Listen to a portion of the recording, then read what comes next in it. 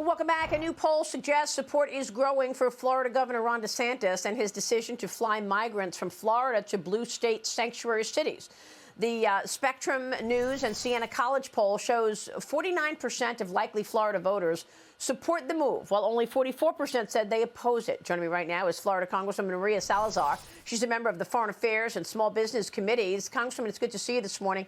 Thanks very much for being here. Your reaction to these busloads of people, I guess we hadn't heard a peep out of Democrats until 50 migrants showed up in Martha's Vineyard.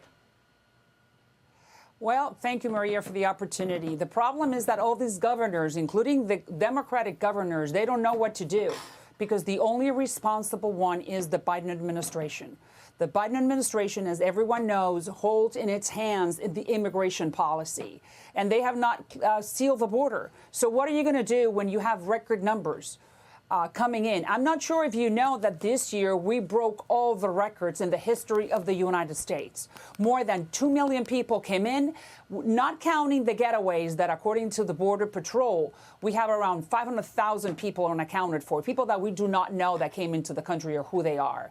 78 terrorists on the terrorist list. This is unsustainable. Let me tell you something. My community, the largest minority in the country, 24% of the population, the Browns, the Hispanics, the Latinos, we do not want this mess.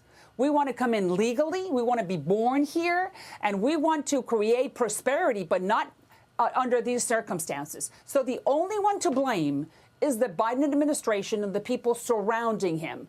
I do not understand what's the plan, but I do know that those people coming in, they're bringing fentanyl, and our kids are dying for it. They're bringing child sex traffickers, and those kids are our kids. And we know that those, whomever is coming in that are not good, they're coming to our barrios, and they're creating havoc. So it's the Biden administration. Has nothing to do with the governors. Well, not to mention the dangerous trek. Little, girls, young women are being raped by these dangerous drug cartels who are trafficking these huge businesses. They're making $200 to $300 million a week, I'm told. The drug cartels are. Yes. What do you think the motivation for this wide open border is? Why is the Biden administration ignoring this? Listen, I have no idea, but the only thing I can think of is that they want to turn those people into voters. Turn them into voters. And you know what? Wow. We're not pawns. We're people.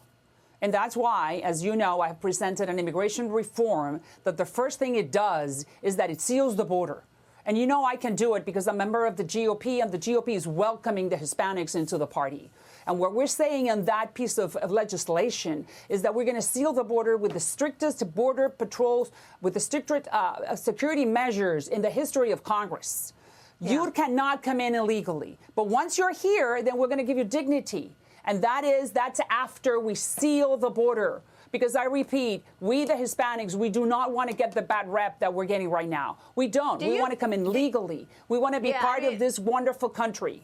Yeah, unfortunately, I mean, we have a structure in place where the United States issues 1 million green cards every year.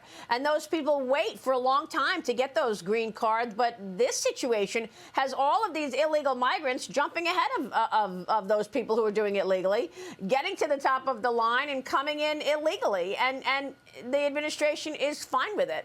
I mean, at this point, but that's not with my bill. You're not going to cut the line. You're going to get to the back of the line. But you know something? Those who are here, who are contributing, and they're illegal, they don't care. They just want to live with dignity.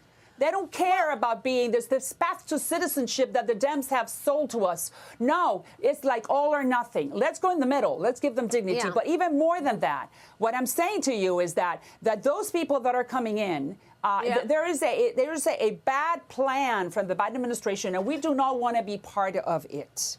Do you think that this is an issue that has been instrumental in moving Hispanics to the GOP? I mean, you're seeing the numbers show the story that independents are actually moving toward the Republican Party going into the midterms 35 days away.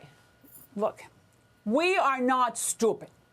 We know We are just like everyone else. We want the same thing. Just because we speak another language or we speak with an accent or we may look different, we're not stupid. We want to be part of the promised land. Not only that, the problem with the economy is just the tip of the iceberg. But we have the same values that are entrenched in the Republican Party.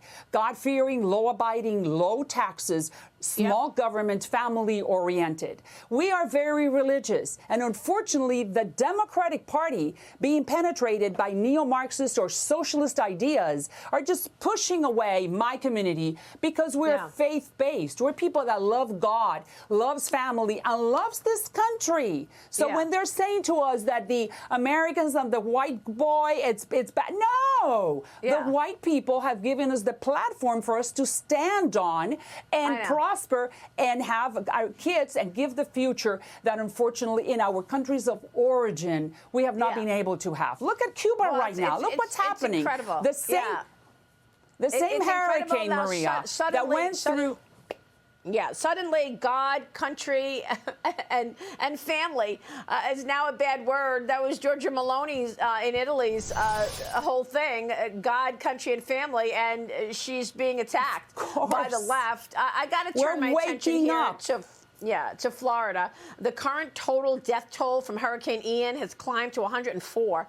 At least 97 people in Florida alone have perished because of this storm. Cuba was also hit by the storm. The government there hoping for U.S. aid. Congresswoman, you're strongly opposed to that. Why? And what did you make of Kamala Harris saying that the aid doled out is going to be based on equity? Because unfortunately, the Biden administration is pretty lost when it comes to the Cuba issue. You know, it's unprecedented that the socialist Cuban regime is asking for aid from the United States because, you know, we are the enemy. But you know what they want to do with that aid that is going to be given to the Cuban regime? Is going to be sold to those same people that need it. Yes, sold. So that what is it that we need to do as a country? We need to give it to the Catholic Church, Caritas. We need to give it to the Evangelical Church or to the Freemasons or anyone that has nothing to do with the government. And then that aid will go. Listen, Maria, in the United States, we have FEMA. Thank God for that. In Cuba, they have the streets to go out and protest. That is why I am sending a clear message to the Biden administration and to Elon Musk, who gave these receivers to Central Florida for those people who had been left stranded and had no connectivity. The same thing that he did now in Central Florida, that he did in Iran, he should do it to Cuba. Because the Cubans are on the streets. They don't have food. They don't, after the hurricane and before the hurricane. No food, no clothing, no medicines, nothing. Now they don't have fear. So we got to be with them. Don't give any aid to the regime. Give it directly to the Cuban people and give them connectivity. So then they come out and we can see how all they're saying is, I want freedom, libertad. That's all they're saying on the streets. But what does the Cuban regime does? They turn off the connectivity, turn off the internet, because they don't want to see how they're being brutalized on the streets of Havana. So that is our moral duty as the United States to give connectivity so we can see what they're doing. Cubans spontaneously came out to the streets, and we have to help them. Thank you. Congresswoman, thanks very much for being here this morning.